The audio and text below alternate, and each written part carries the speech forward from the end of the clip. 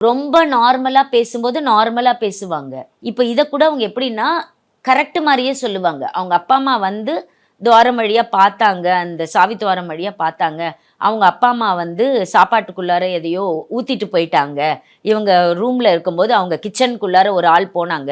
அவங்க அந்த இதுல ஊத்திட்டு போயிட்டாங்கன்னு இவங்க சாம்பாரெல்லாம் தூக்கி சிங்க்ல கொட்டிடுவாங்களாம். சமைச்சு வச்சுட்டு வராங்கல்ல, அத அடுத்த நாள் எடுத்து கொட்டி ஏன்னா அவங்களுக்கு யாரோ ஒருத்தவங்க வந்து இதுல விஷம் கலந்துட்டாங்களோ, யாரோ ஒருத்தவங்க வந்து எதையோ பண்ணிட்டாங்களோன்ற மாரி ஆனா, இத கூட அவங்க வந்து ரொம்ப நார்மலா தான் சொல்லுவாங்க. இத வந்து ஒரு தன்னோட கற்பனை கதை மாதிரியே அவங்க பேசுறது கிடையாது. ரொம்ப நார்மலா தான் அவங்க பேசுவாங்க.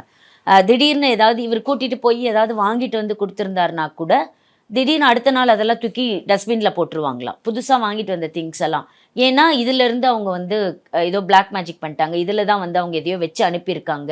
சூனியம் வச்சு அனுப்பியிருக்காங்க. இத நான் யூஸ் பண்ணேன்னா எனக்கு கை, கால் வராம போயிடும். உதயம் பருப்பு வகைகள் சீக்கிரம் வேகிறதால கேஸ் செலவும் மிச்சம், நேரமும் மிச்சம்.